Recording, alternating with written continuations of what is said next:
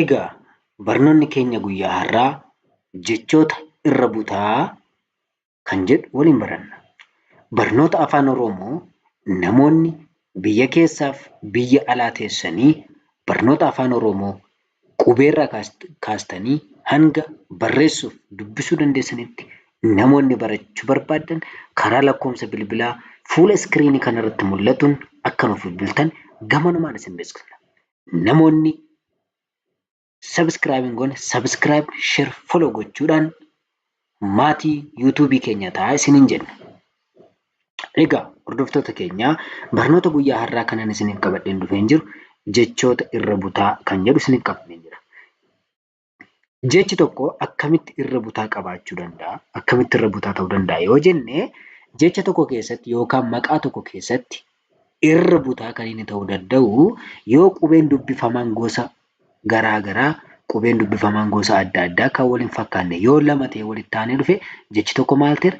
Irra buta qabaateera jenna. Fakkeenyaaf jecha furdatte jedhu kana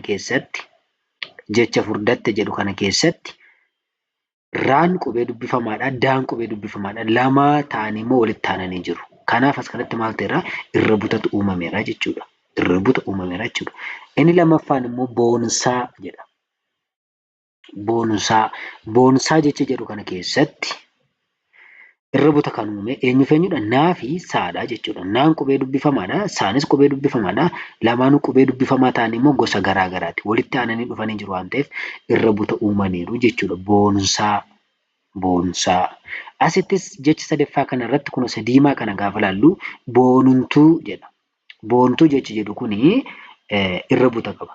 Innis naa fi taa birattidha.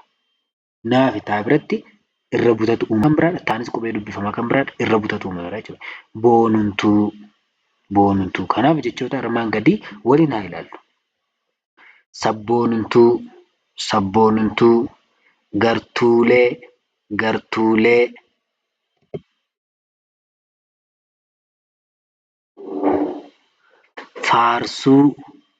Faarsuu.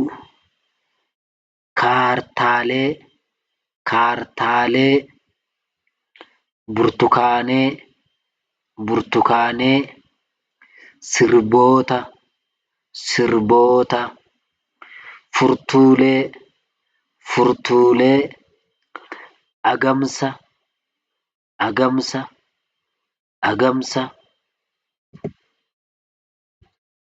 Darbe. Erbee. Shoorbaa. Marfee.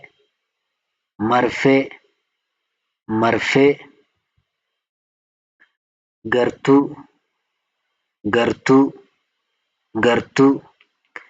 Jirbii.